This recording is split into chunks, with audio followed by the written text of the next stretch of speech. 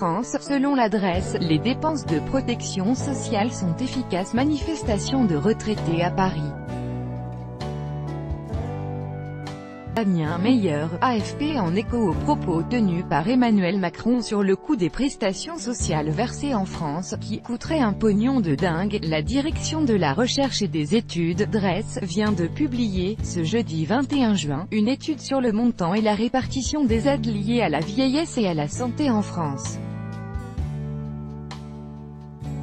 La France est championne d'Europe et probablement du monde des prestations sociales, mais l'étude souligne que les aides pour les plus pauvres s'avèrent nécessaires car elles réduisent les inégalités sociales de manière significative.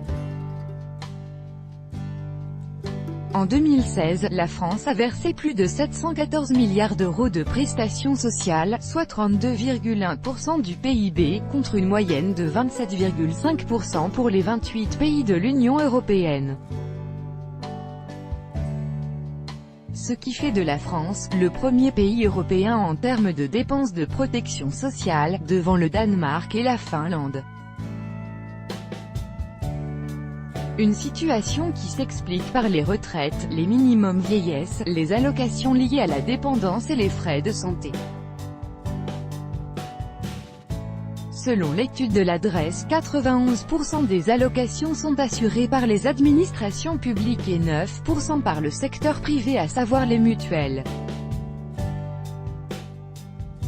Santé et vieillesse totalisent 81% des dépenses de protection sociale, suivies des prestations familiales à hauteur de 8% et de celles liées à l'emploi avec 6%.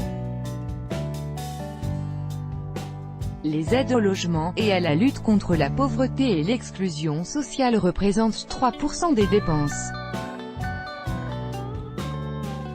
Plus précisément, celles concernant la pauvreté occupent une part moins importante. Malgré cela, l'étude précise que la France reste un pays généreux, puisque la France est plus efficace que ses voisins.